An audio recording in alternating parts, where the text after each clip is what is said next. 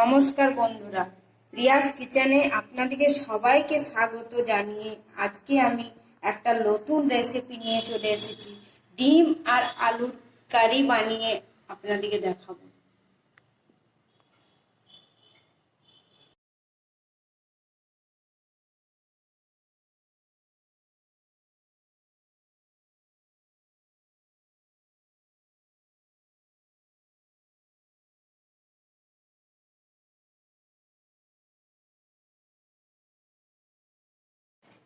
আমার নতুন চ্যানেলটাকে প্লিজ একটু সাপোর্ট করবেন, সাবস্ক্রাইব করবেন। আর আপনারা যদি আমার ভিডিওটা ভালো লাগলে কমেন্টের মাধ্যমে জানান, তাহলে আমি কিন্তু প্রেরণা পাবো আর আরো নিত্য নতুন রেসিপি দিতে আমার কিন্তু খুবই ভালো লাগবে।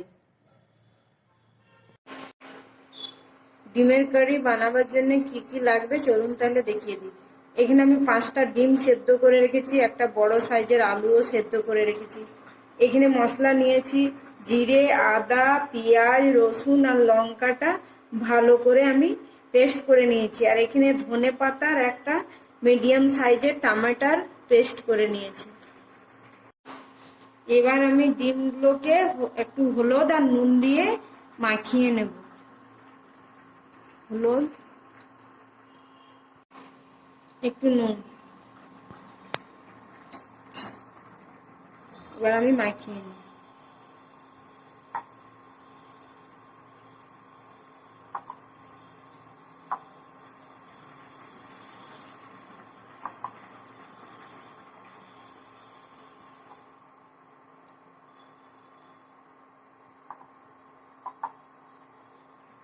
ডিমগুলো আমার হলুদ আর নুন দিয়ে ভালো করে মাখা হয়ে গেছে। এবার আমি গ্যাসের মধ্যে কড়াই চাপিয়ে এটাকে একটু ফ্রাই করব। গ্যাসের ফ্লেমটা অন করে কড়াইটা বসিয়ে দিচ্ছি। কড়াইটা গরম হবে, তারপরে এতে আমি সরষের তেল দেবো। আমি সমস্ত রান্নাটি কিন্তু সরষের তেলেই করব। কড়াইয়ের মধ্যে এবার তেল দিয়ে দিলাম।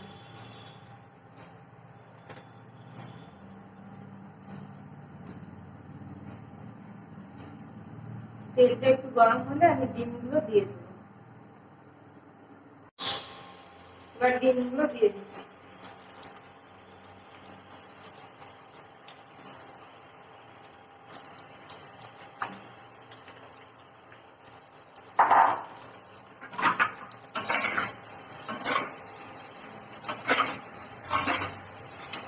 একটু ভালো করে ফ্রাই করে আমি আলুগুলোকেও ভালো করে ফ্রাই করে নেব। ডিমগুলো আমার ভালো করে ফ্রাই হয়ে গেছে, এবার আমি এগুলো নামিয়ে নেব।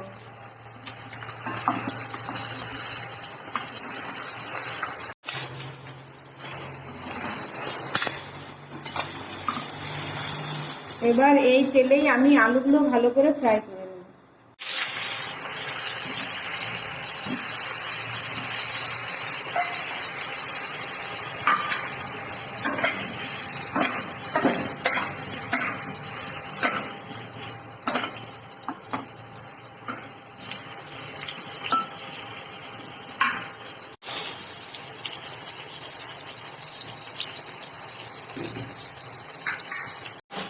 আলুগুলো আমার ভালো করে ফ্রাই হয়ে গেছে, এবার আলুগুলোকে নামিয়ে দেব।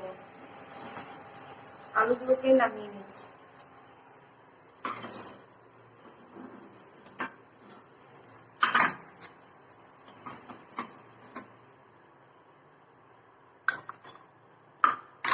এবার কড়াইয়ে রান্নাটা করার জন্য সরষের তেল দিয়ে দিচ্ছি।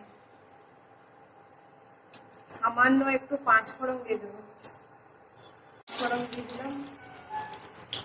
এবার আমি একটা মিডিয়াম সাইজের পেঁয়াজ কুচনো রেখেছিলাম, সেই পেঁয়াজটা দিয়ে দিচ্ছি। পেঁয়াজটা একটু লাল করে ভেজে নেব।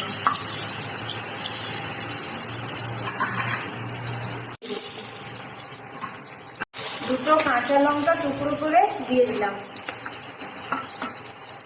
পেঁয়াজটা আমার লাল করে ভাজা হয়ে গেছে। এবার যে মশলাটা আমি পেস্ট করে রেখেছিলাম সেই মশলাটা দিয়ে দিচ্ছি।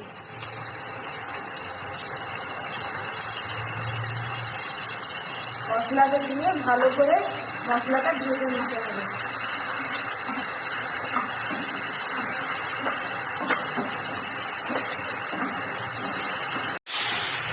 মশলাটা ভালো করে ভাজতে হবে যতক্ষণ না রসুনের গন্ধটা যায়। মশলাটা আমার ভালো করে ভাজা হয়ে গেছে, মশলাটা থেকে তেলও ছেড়ে দিয়েছে। এবার আমি টমাটার ধনে পাতা পেস্টটা দিয়ে দেবো।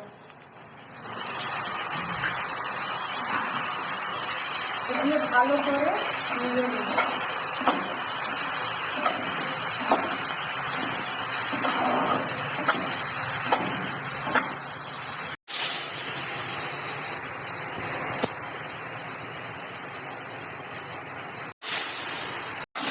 মশলাটা কষানো হয়ে গেছে, এবার আমি ভাজা আলুগুলো দিয়ে দেবো।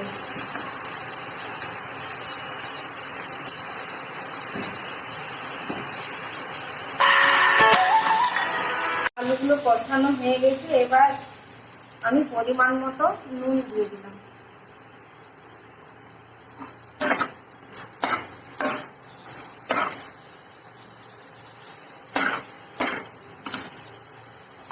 আর পরিমাণ মতো একটু হলুদ দিলাম। তারপর আমি ভালো করে আবার কষে নেব।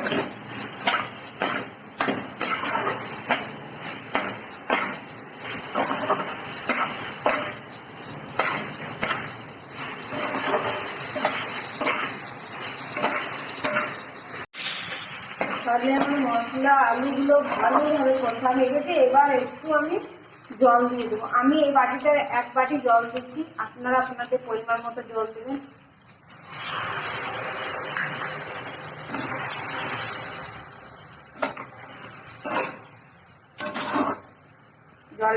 ঝোলটা ভালো করে ফুটে উঠবে, তারপরে আমি এর মধ্যে ডিমগুলো দিয়ে দেবো। আমার ঝোলটা ভালো করে ফুটে গেছে, এবার ডিমগুলো দিয়ে দেবো। ডিমগুলো দিয়ে একটু ভালো করে নেড়ে চেড়ে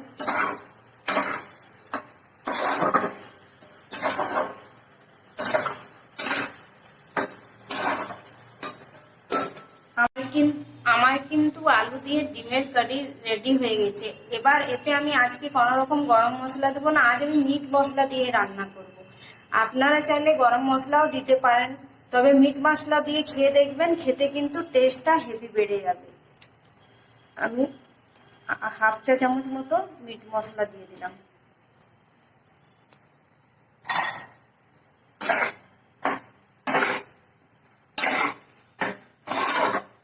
আমার ডিমের কারি একদম রেডি। এবার আমি গ্যাসের ফ্লেমটা অফ করে দিচ্ছি।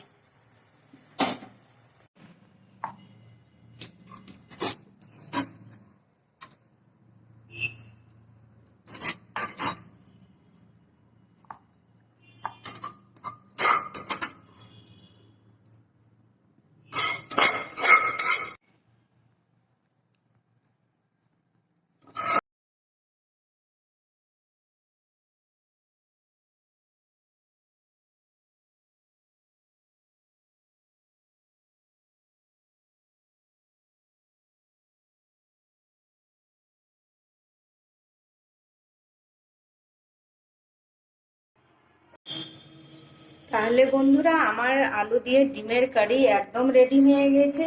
আপনারা চাইলে গরম ভাত, রুটি বা পরোটা, লুচির সঙ্গেও খেতে পারেন। খেতে কিন্তু হেভি সুস্বাদু হবে।